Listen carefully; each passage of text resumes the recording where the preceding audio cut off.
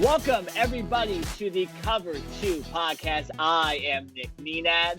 And I'm Jared Smith.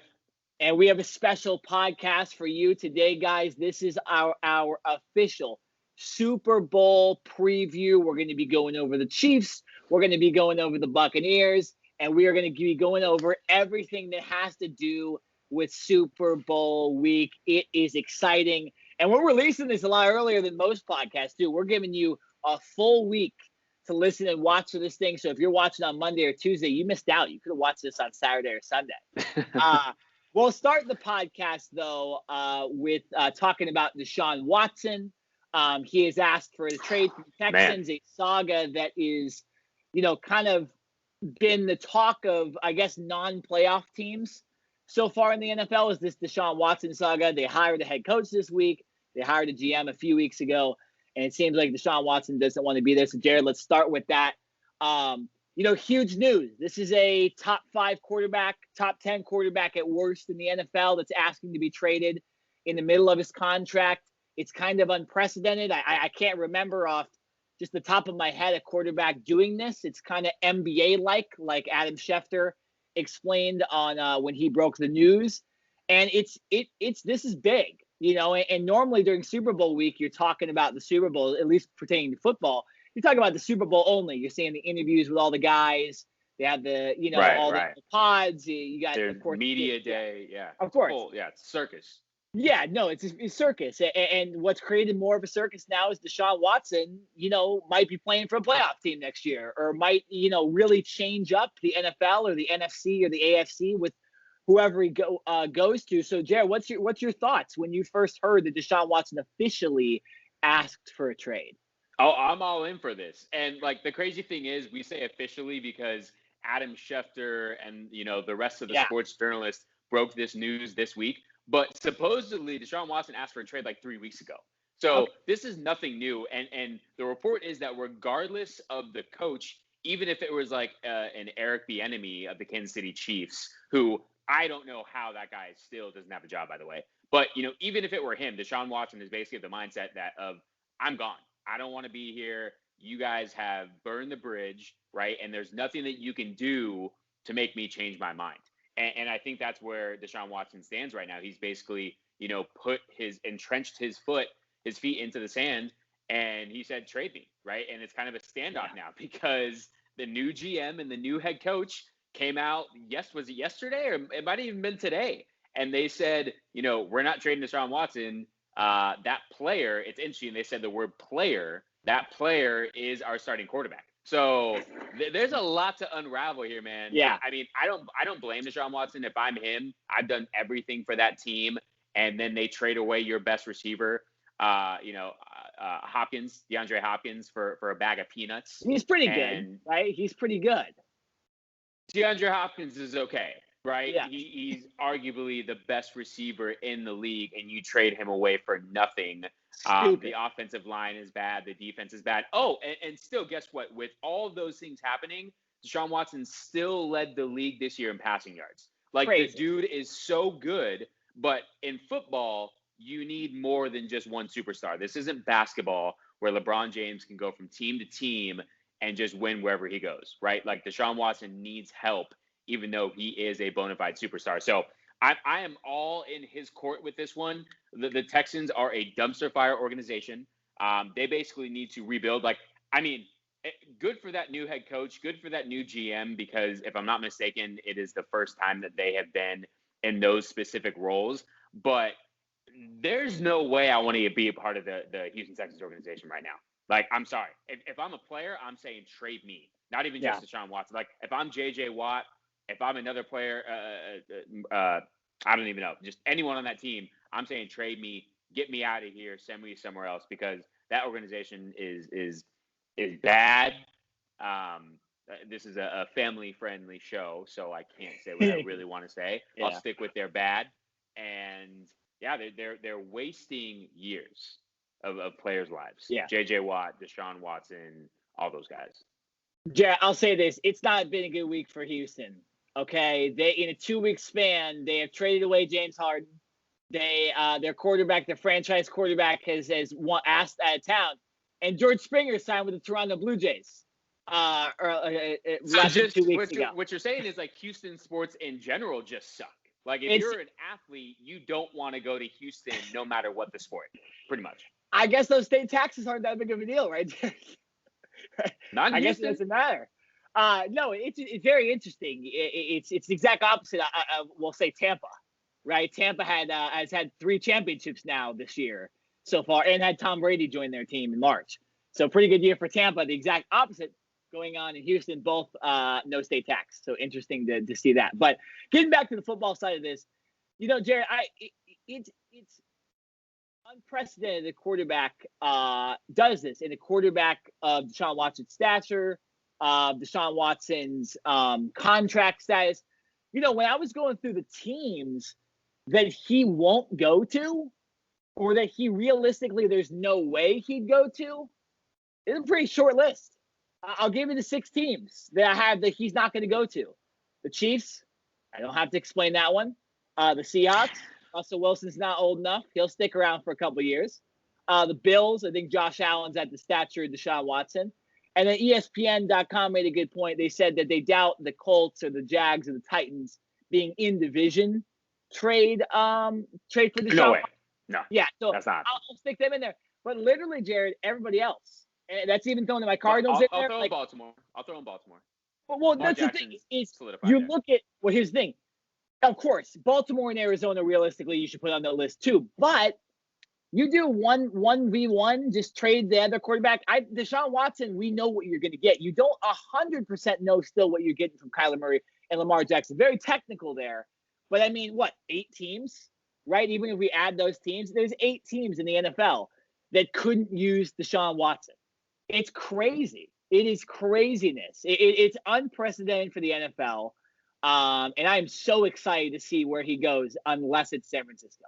That's all I'm going to say right now. Well, okay, so I have 2 questions for you. Well, actually, 1 question and 1 more just statement. So when I first heard of this news, right, when Adam Schefter officially broke it saying that Deshaun Watson had asked for a trade, right, first thing that came to my head was, like, this offseason is going to be crazy for quarterbacks.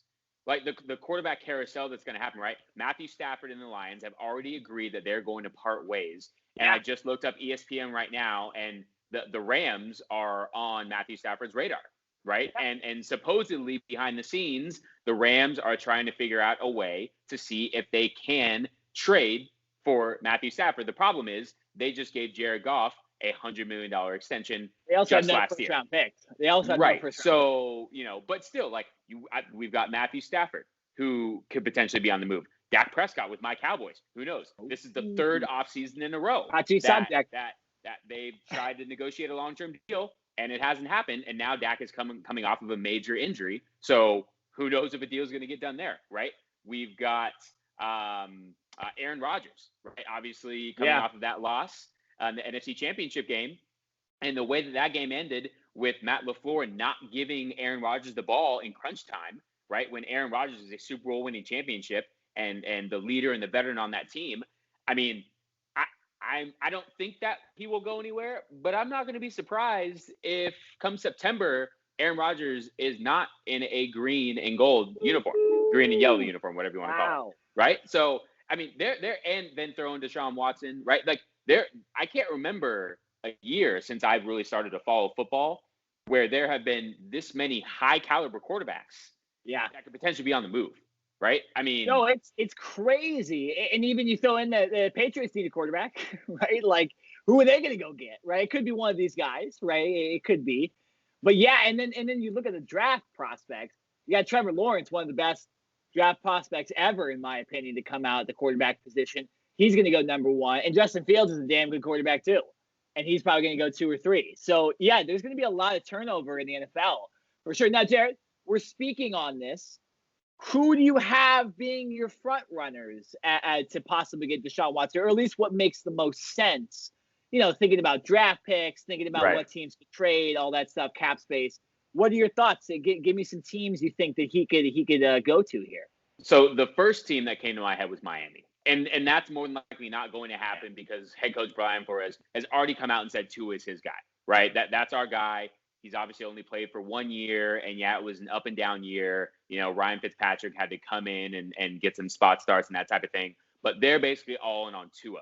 The reason I say Miami is because they have so many draft picks, right? They have the Houston Texans number 3 overall pick, plus their own first round pick, plus next year's pick. So they have a plethora of draft picks that they could throw at the Houston Texans, right? I think that's a good team right there. You mentioned it as a team that you wouldn't want to see, San Francisco 49ers. I get it. They gave Jimmy G a nice contract, but I'm telling you right now, can you imagine Deshaun Watson with Kyle Shanahan and the offensive guru mind that he is, along with the likes of Deebo Samuel, Brandon Ayuk, the amazing running game that they have? And I'm not forgetting, arguably the best tight end in the game, right? I mean, you throw Deshaun Watson with that offense, that team could be headed right back to the Super Bowl. So I would say Miami, even though that's a little bit less realistic, or going all the way to the West Coast with San Francisco. Yeah, I mean, it hurts me a lot to think about the 49ers with Deshaun Watson. We couldn't even beat CJ Beathard or John Wolford this year. And to think about playing Deshaun Watson is not cool. Okay, I had the Dolphins and the 49ers on that on my level too. Obviously, Tua, not the best start in Miami. I think they should give him some time and take advantage of that. No doubt, man. Take advantage of that contract too, right? And you got Ryan Fitzpatrick at worst. The dude can win some games for you. Dolphins, if they are in the AFC, they're like the 5th seed in the playoffs coming in. So, it is tough, but the Dolphins are fine. 49ers, you're right. They need a new quarterback. Every 49er fan I know or I talk to, they say, we have a great team except for our quarterback. And that's the only problem. In the Super Bowl last year, because we're going to talk about the Super Bowl this year, against the same team, the Chiefs, Jimmy G doesn't make a fairly easy big throw in the NFL, and they end up losing the game because of it in a lot of ways. And just overall didn't play well. Bad interception as well in that game. So, they need a quarterback, and you're right. Their defense is great. They were hampered by injuries this year. They probably would have made the playoffs if it weren't for all those injuries. And they're similar to Miami right there.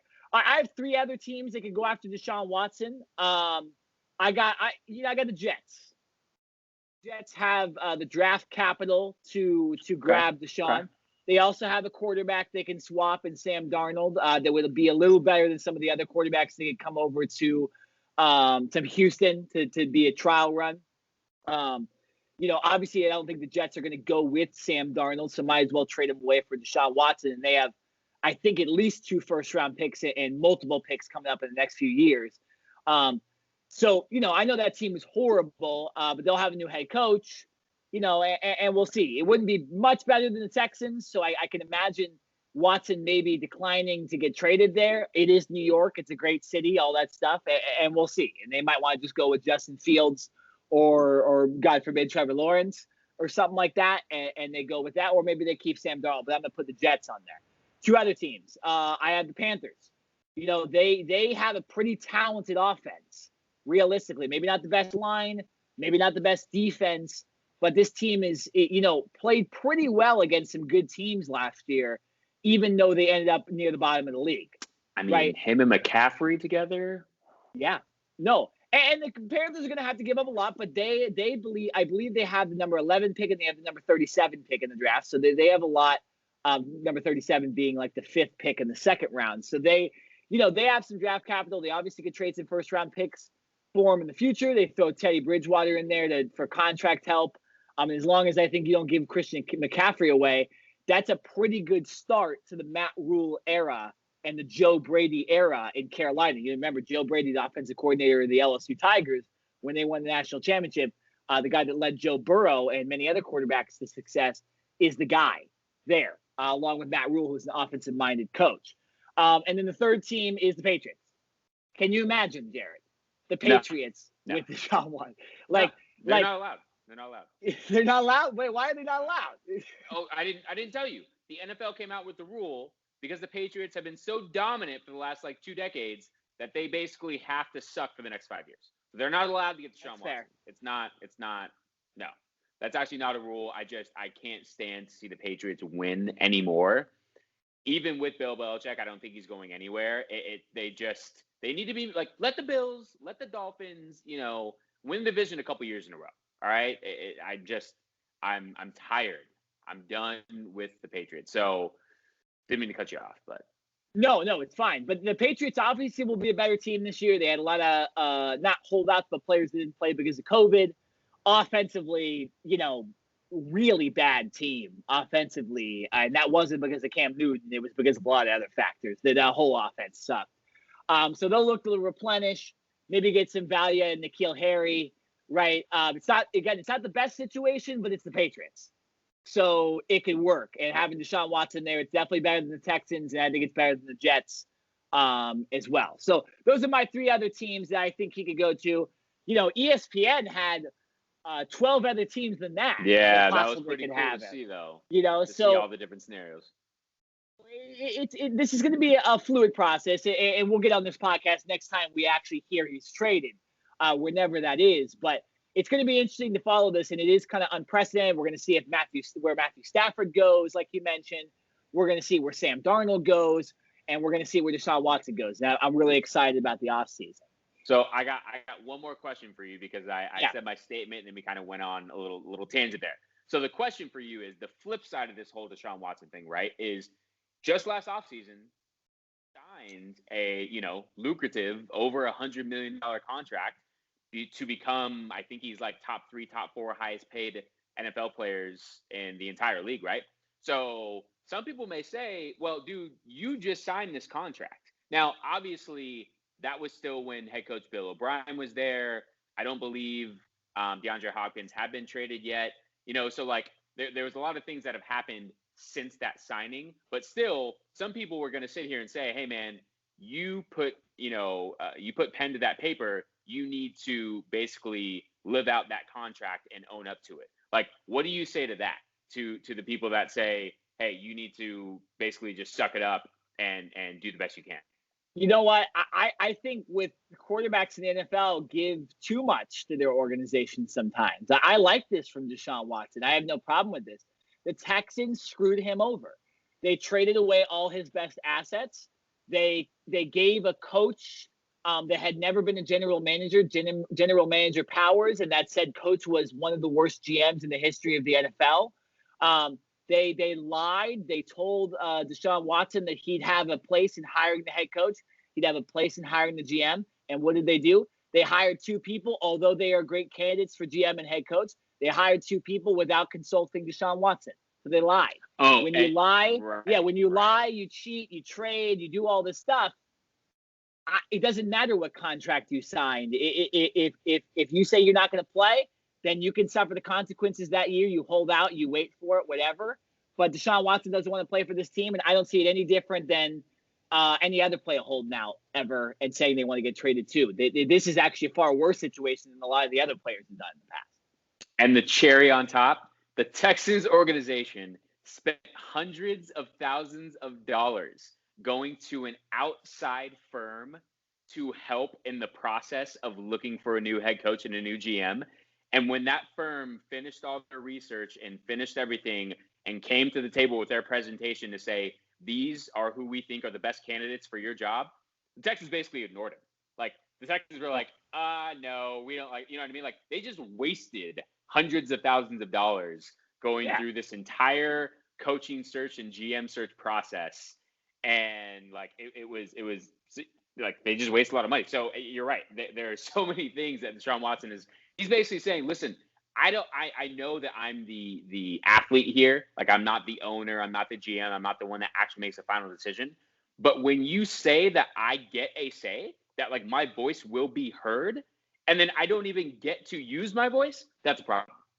Right? Deshaun Watson isn't sitting here, trying to be spoiled or trying to, I don't know, start something. He's basically just saying, you guys came to me and said that I was going to have a voice. You don't even let me speak. Yeah. No, it's stupid. It's just dumb. And here, I'll give this for any Texans fans out there watching right now. You're allowed to switch teams. I'll give you a set of teams you can't follow, though. You can't follow the Chiefs. Okay, you can't bandwagon the Chiefs. You can't bandwagon Bills Mafia. Okay, that's a special fan group. Patriots off limits as well. And the Baltimore Ravens with Lamar Jackson. You can't follow them either. Anybody else? Just stay in Texas. Come on over the Cowboys. It's fine. Hey, come over. Yeah, exactly. That makes a lot of sense. Hey, go follow DeAndre Hopkins. Follow us Cardinals. Right, we're on the upswing. We've been horrible most of our life. You can cheer for us. Upswing. What's up? Upswing. Have you seen our records the last 3 years? We're literally on an upswing. Okay. All right.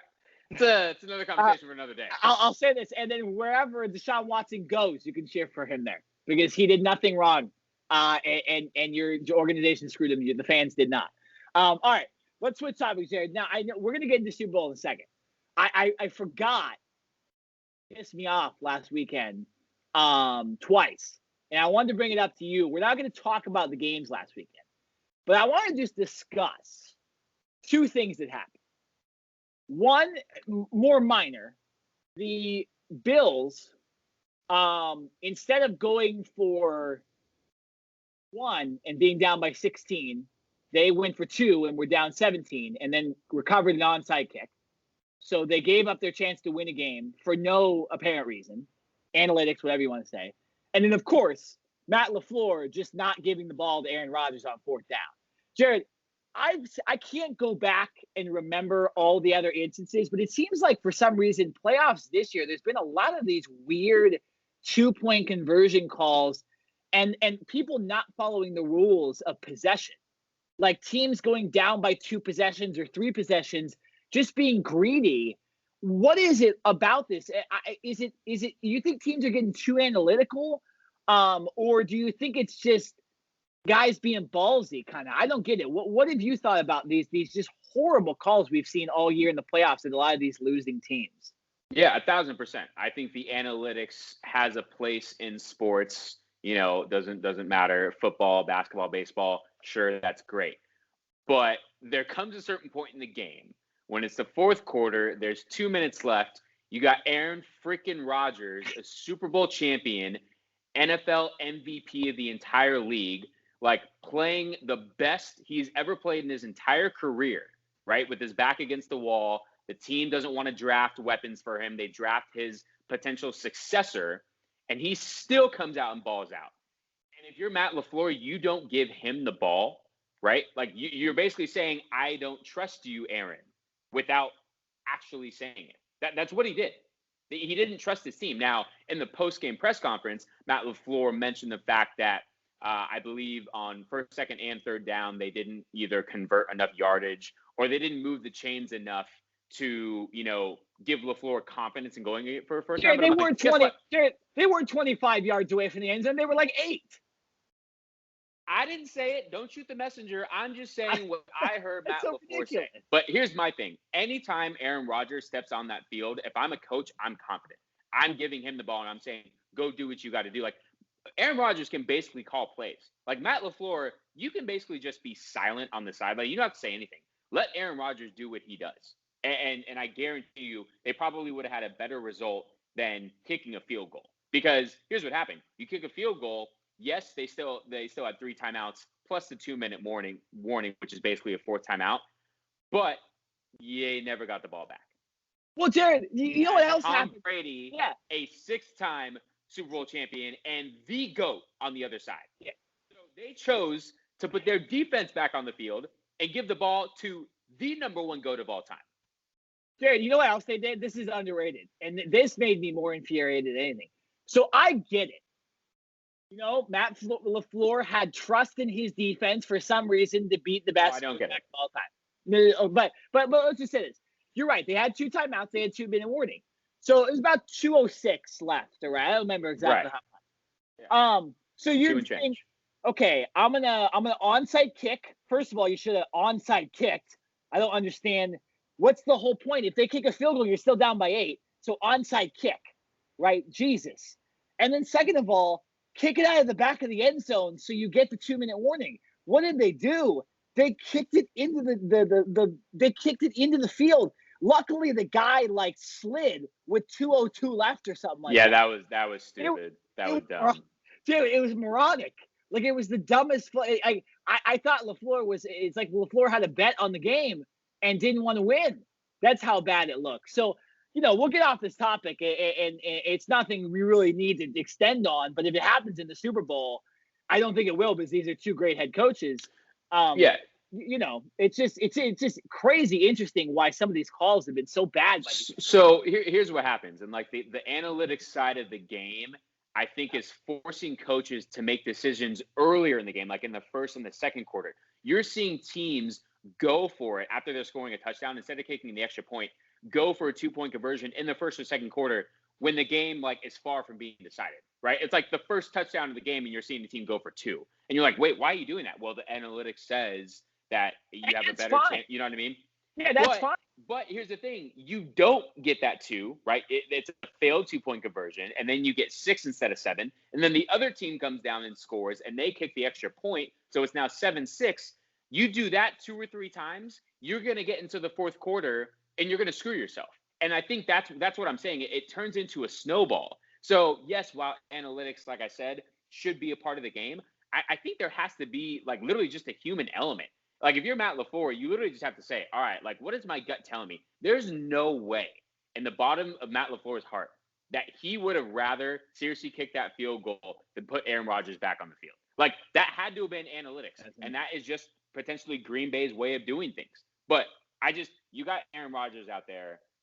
I don't see how you don't leave the ball in his hands. If you're going to lose, would you rather lose with Aaron Rodgers, like with an incomplete pass or a failed offensive possession, or kick a field goal and then just never get the ball back? Well, again, and here's the thing too, like they would have had the ball on the 8th. Tampa Bay would have been backed up in their own end zone. Realistically, going for it on 4th down is better than kicking it off anyways and getting the 5 points. Like, I really didn't understand. Tampa Bay is not going to go out there and like they're going to run the ball, right? Because they're too far away from their own end zone, right? Or at least there's just so much wrong with that whole scenario. I wanted to bring it up because it was I feel you. And to wrap this up, we can put a bow on it. If Aaron Rodgers ends up leaving Green Bay, which I am throwing out there, I'm going to say it's a legit possibility. We can all sit here and blame Matt LaFleur. It's Matt LaFleur's fault. Aaron Rodgers will be gone because of Matt LaFleur. Plain and simple. I'll say this. That's it. Like I said, I want quarterbacks to take power. I wish Aaron Rodgers would just stay on the field and said, "No, we're going for it. I'm calling my own effing play." You know what I'm saying? Right? Like that's what we go with. That's what I hope Deshaun Watson does that with the Texans this year. Just doesn't listen to the head coach. If he does end up staying in Houston, he's going, "No, I'm gonna call my own plays. We'll be fine." All right, let's move on to the Super Bowl, because this is a little bit more important than second down calls and all that stuff. Jay, I'll say this. There was a lot of great matchups that we were looking forward to possibly in the Super Bowl, and I think we got the best one. We have the future GOAT versus the current GOAT. We have, Andy Reid versus Bruce Arians. We have two offenses that are, kind of opposites of each other. One that kind of spreads the ball around, and one that spreads the ball around crazily, right, in the Chiefs. And this just seems like this is just such a fun matchup coming in here. We all look at the season and we go, well, how's anybody going to beat Tom Brady in the playoffs? How's anybody going to beat Patrick Mahomes? Well, okay, now we're going to figure it out, Jared. We're going to try to explain to you guys how one of these teams is going to win, because it seems like right now it's like, are you going to go against Tom Brady, who's been to 10 Super Bowls now and has won 6 of them? Or are you going to go against Patrick Mahomes, who's never lost by more than 8 points in his career, which is just insane. Jared, first thoughts, Super Bowl, Chiefs versus Buccaneers. First initial thought wasn't even about the matchup. It's the fact that for the first time in NFL history, we have the host city hosting its own team. That's right. Forgot about that. Yeah. And of course, it happens in a COVID year where we can't have a full stadium. So I'm curious to see if there's going to be that home field advantage, right? I'm hearing there's going to be around 22,000 fans.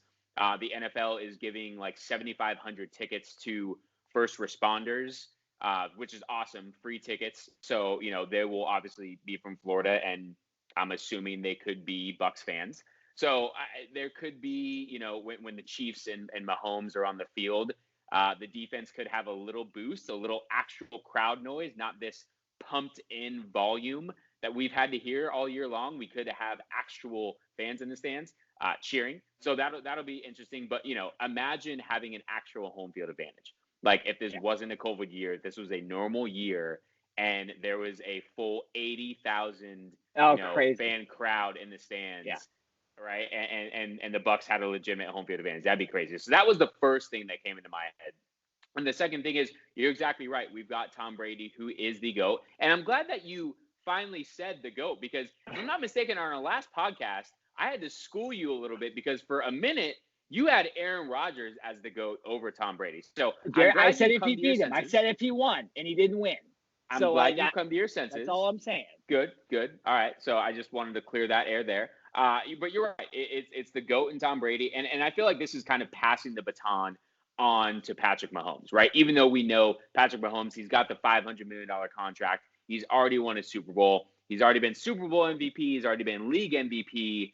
And even if Tom Brady comes back and plays next year, which he signed a 2-year contract, so more than likely he will, I really feel this is the handing of the baton. This is basically saying, all right, man, whether I win or lose, I've got at least 6 championships. I don't need to prove anything more. Patrick Mahomes, take the reins. You are now the legit face of the NFL. So I think that's going to be, a really cool matchup to see. This should be high scoring. And we've already seen a matchup of this before back in the regular season when the Chiefs came out and in the first half absolutely stomped the Bucs. Now, the Bucs didn't go away. They came back and actually made this a game. But if I remember correctly, and I do because I had Tyreek Hill on my fantasy team at that time, Tyreek Hill in the first quarter had 2 touchdowns and over 200 yards. He finished the game with 13 receptions, 269 yards, and 3 touchdowns. Now, I don't think Tyreek Hill is going to have that type of game, but Tyreek Hill is a bad man. And I don't think anybody, I don't care how good, the Bucs have a good defense.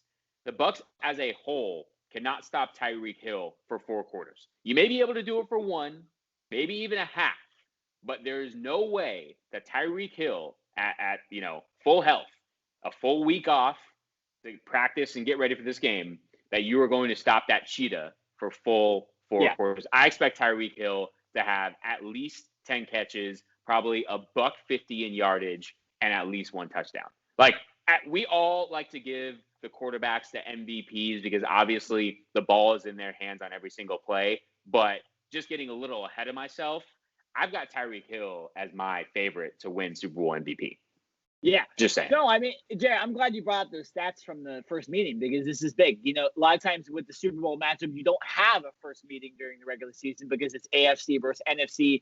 There's only, there's only 4 games that possibly could be your Super Bowl matchup, right? And if you're playing a bad division in the NFC or AFC, if you're the opposite team, you don't get that chance. So it's interesting enough that we have a matchup.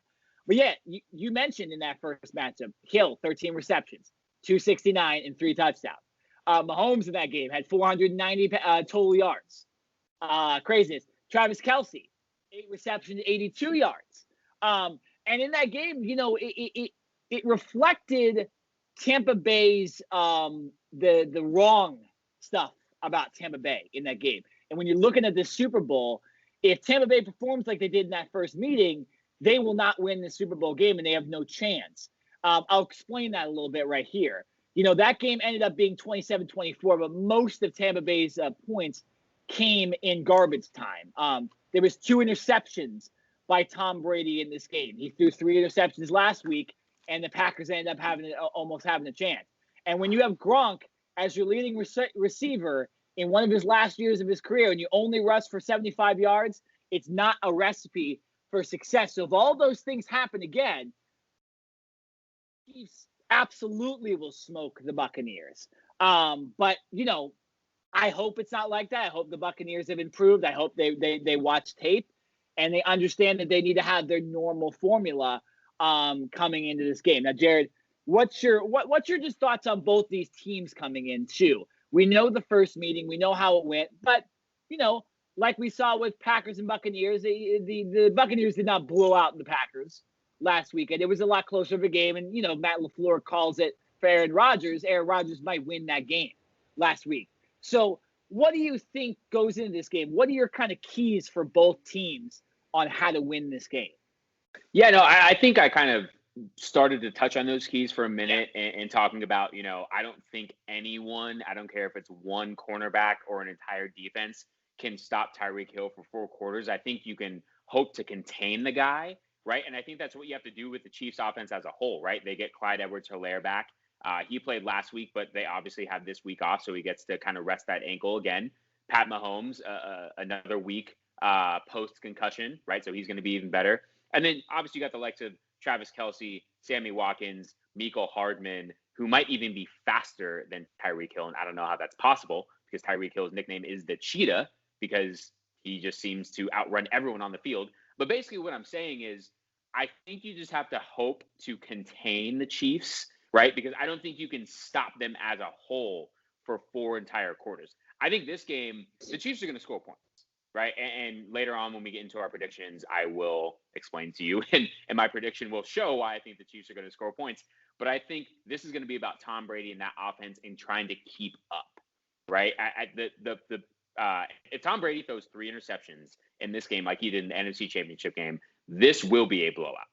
Right. That's, in my opinion, the only way I see this game being a blowout. So to me, it's not about what the Chiefs do because the Chiefs are so consistent and so great at what they do. This is about the Buccaneers and being able to say, all right, guys, every offensive possession, we have to score. Regardless of if it's a field goal, in the first half or something like that.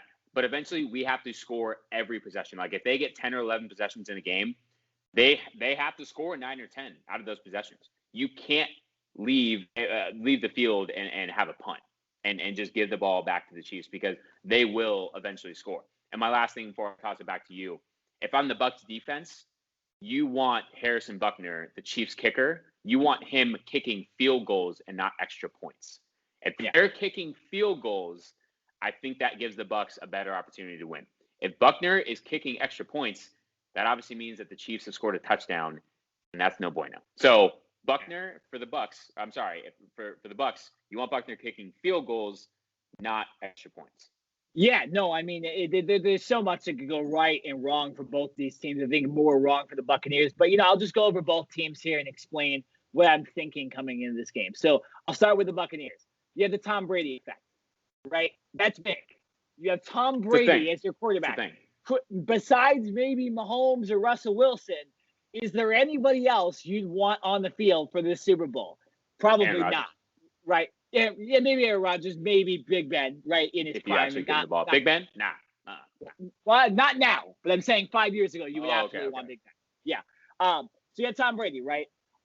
In each playoff game this year, which has been 3 for the Buccaneers, there has been a pass thrown to at least 6 players, which means they're spreading the ball around. They're helping out Tom Brady. They're allowing the run game. They're spreading it. They're running the spread offense. Interesting fact here, in the first 2 games of the playoffs, they ran for us for 127 yards and 142 yards.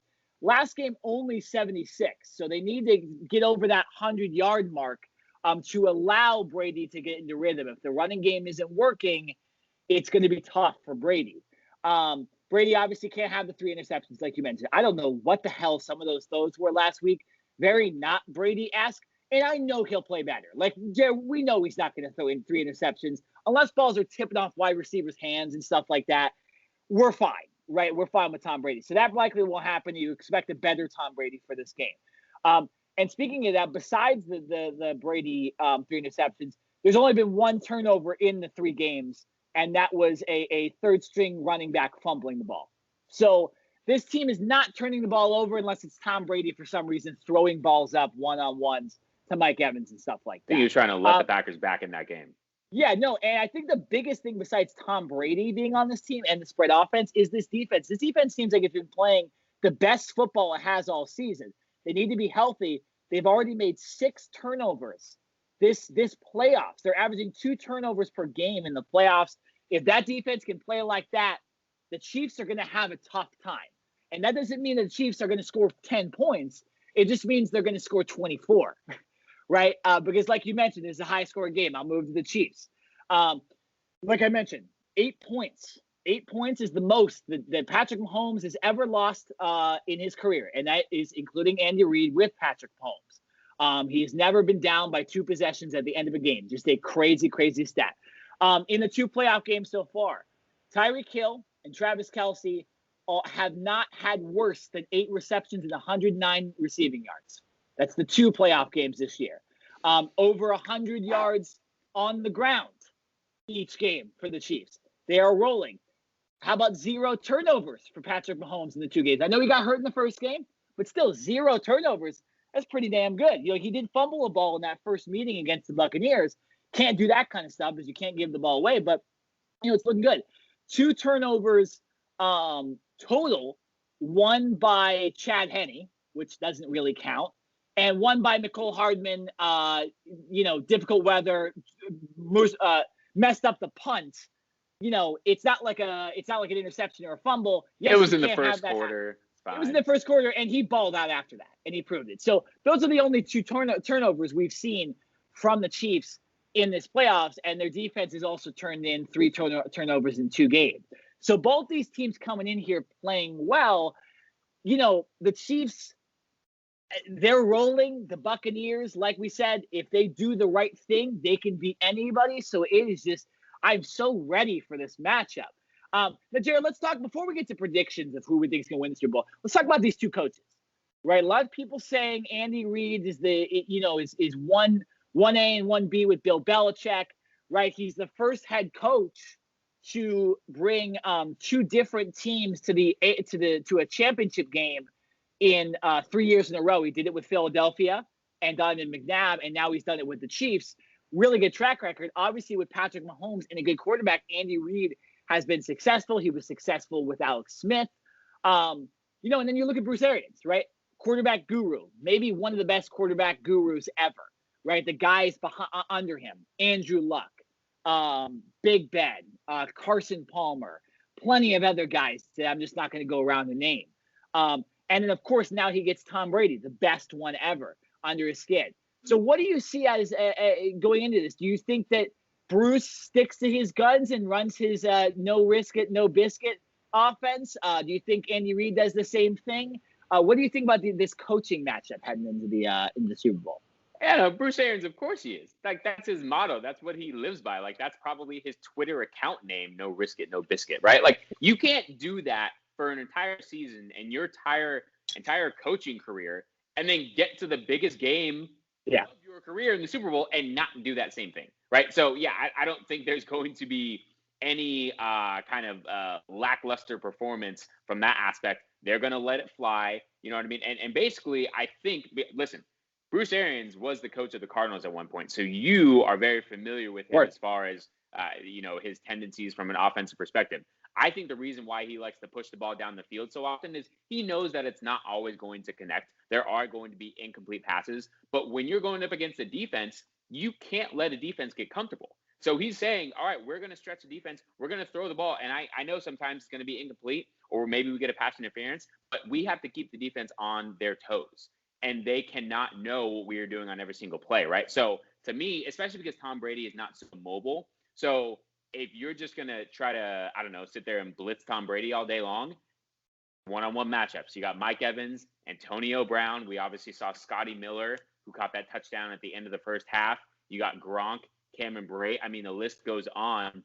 Obviously, you have Ronald Jones in the backfield. You got Leonard Fournette, who I don't know how, but somehow when Leonard Fournette gets in the playoffs, he seems to ball out, right? The only playoff appearance that he had with the Jacksonville Jaguars that year when they beat the New England Patriots in New England, like Leonard Fournette balled out. And then he balls out last weekend against the Packers as well. So playoff Lenny is apparently a real thing. And I'm stealing that from, pardon my take on Barstool, who I listen to all the time. They call him playoff Lenny. So I'm going to start calling him playoff Lenny from now on, because he always shows up. So we talked about the Chiefs and the weapons that they have, and I think they are a little greater than what the Bucs do, but the Bucs are no slouch. Like, the Bucs are 1B.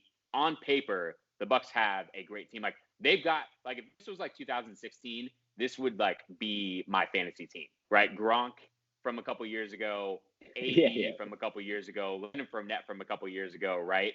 So Mike Evans, they may be a little bit older in the tooth, but obviously still very, very productive.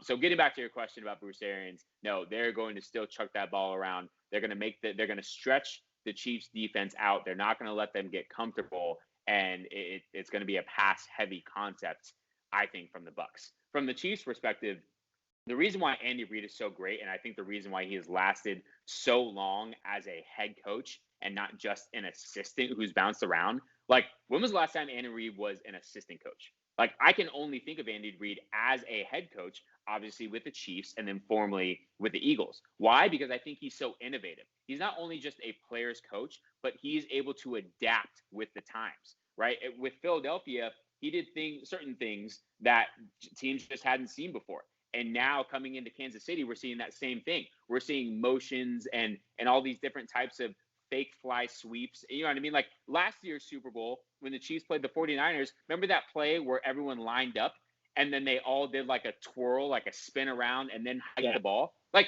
I've never seen that before. Like maybe in Little Giants. You remember the movie Little Giants? I think that was there, like something like that. But I've never seen that in an actual NFL game. So they're so innovative and so fun in the things that they do. Like, talk about keeping a defense on your toes. It's one thing to like do a typical line up in a typical formation and just stretch out the defense with a deep long pass. Like the Chiefs, you never know. Like they could run a double reverse, pass it back to Mahomes. He could run. I mean, they do so many different things that their play sheet. I can't even imagine. Like Patrick Mahomes has to be one smart dude because that play sheet has got to be ginormous. So to me, it's about the ways and how innovative Andy Reid is, and basically just how adaptable he has been to changing his own scheme. Right? We see it a lot of times. Coaches kind of get burnt out because it's like my way or the highway. And Andy Reid has been the complete opposite. He's basically saying, I know my players are good. I'm going to build my scheme around my players and let my players do the work. So that's basically what these two coaches are about. It makes sense. To answer your question, last time Andy Reid was not a head coach was 1998. The defense rests. Yeah, there you go. So it's been 23 years, and that year he was an assistant head coach for Brett Favre. So very, very interesting stuff. Before we get to our actual predictions, I wanted to just lay off some of just the generic stats here coming into this game for both teams. Points per game, Tampa Bay has a slight edge, nearly 31 points. Kansas City is about 29.5. Points allowed per game, Kansas City is only allowing 20.5 points per game. Tampa Bay 23. So a little difference right there. Chiefs with the advantage in the points scenario. Total yards per game, 425 for the Chiefs, 393 for Tampa Bay. And total yards allowed, 366 and 366. So pretty close. There's some advantages there for the Chiefs. On the injury report coming into the game, you have for the Chiefs, you have a couple guys out for this game. Willie Gay, a linebacker, and Mitchell Schwartz. That was a big injury last week. Him going Fisher. out, I believe he tore. Was it Eric Fisher? Yeah, Schwartz had already been out for weeks. So it was Eric Fisher, the left tackle, who tore his Achilles. He's protecting Mahomes' blind side. That's big. I mean, that's big. I just want to let you guys know this, and if I can change your mind in any way, Jared, about what I list these injuries too. Le'Veon Bell's questionable. Sammy Watkins, who was the MVP of the Super Bowl last year, was questionable. And L'Jarius Sneed, also questionable for the Chiefs. For the Buccaneers, all these guys questionable. Antonio Brown, Mike Evans, Levante David, Jordan Whitehood, Antoine Winfield Jr. That is a list that you want those guys playing. Yeah, they will. I mean, Winfield Jr. did not play last week. Whitehead's kind of scary injury a little bit too, but yeah, you'd expect them all to play. Hey, Nick, it's the Super Bowl. They're playing. This ain't week 6 of the regular season. This is the Super Bowl. They're all playing. You don't want to hamper your team, though. You don't want to hamper your team, though, too. It is the Super Bowl. Teams got to be smart. They're all playing. Okay. I will give my prediction first. You look at the line for this game. It's -3 Chiefs, right? That looks perfect, right? Like that looks exactly how it should be. I'm gonna give the Chiefs that line. I think the Chiefs win this game. I'm gonna go 38-31 Chiefs with the victory. High scoring. I think we're going to have some long touchdowns in this game. Minimal field goals. I think it's going to be one of the more fun Super Bowls we've watched. So like I mentioned, Jared, I think what the Chiefs defense will do is they'll focus on stopping that run game. Because I think when you stop that run game against the Buccaneers, it ends up hampering the passing game. Yes, Tom Brady is a great quarterback, but he's not great enough when they don't run at all. We saw. I will use this scenario until this season is over. We remember the Saints blowing out Tampa Bay on Sunday Night Football 38-3, and Tampa Bay only running the ball 5 times. That kind of stuff cannot happen. They can't rush for 75 yards like they did the first meeting, and they can't rush for 76 yards like they did last game. They need that yardage to be 100, 125 yards from the rushing game. And I think the Chiefs will focus on that and try to stop that. Travis Kelce and Tyreek Hill, they seem unstoppable at this point. Tyreek Hill is guaranteed at least a 30-yard catch every game. I say that. I think Travis Kelce is at least going to get 6 or 7 catches, right? These guys are monsters, not to mention their quarterback's Patrick Mahomes. So it's just, they have Clyde Edwards-Helaire back. They have a good running back crew in Le'Veon Bell and Darrell Williams behind them. I just think this Chiefs team is a little too much on offense, and they'll do enough on defense to win this game. I'll go 38-32 just to make it interesting if I get it perfectly correct. Give them that extra point, man. Give them that extra point. They'll be down by 6, so they'll have a chance to legitimately win the game at the end. And I think this will be Tom Brady with the last possession like he did against Philadelphia, and they will be unable to win the game. So I'm going to go Chiefs 38-32, 70 total points in the game. Yeah, no, that -3 for the Chiefs. You're right. It's kind of dangling right out there. And I'm actually going to give it to the Chiefs as well. I'll just throw my prediction right out first, and then I'll say why. I'm going to say Chiefs 31, Bucks 27. I think we're going to see a reoccurring theme with the Chiefs. And it's something that, like, if you're a Chiefs fan, you're probably not even alarmed anymore if you're just an average fan that really doesn't follow the Chiefs. The Chiefs, like almost in every playoff game, going back to last season's playoffs, starting in the wild card, they get down by 7 or 10 points every single game, right? And they didn't do that against the Bills in the AFC Championship game. But for some reason, the Chiefs seem to come out in the first quarter, the first 5-6 minutes of the game, and I don't know if it's not because they're not energized and they're not ready to go, but they just seem to get down by 7 or 10 points. And I think when you have the likes of Patrick Mahomes, when you have the likes of Tyreek Hill and Travis Kelce and the weapons that they have on offense, you're almost just like, we're never out of a game, right? Remember last year when the Chiefs were at home and it was the divisional round and they were playing the Texans, and the Texans went up 24-0. And then all of a sudden the Chiefs came back and literally scored 50 points in a row. If you're a Chiefs fan at the time, you got to be like, what the heck's going on? And then they just flip a switch. And even that following week in the AFC Championship game, the Chiefs hosted the Titans, and the Titans went up by double digits, and the Chiefs came back again. It's what I'm predicting is that the Bucs could get off to a hot start. If I'm Bruce Arians and Tom Brady, I want the ball first. I don't want to wait till halftime.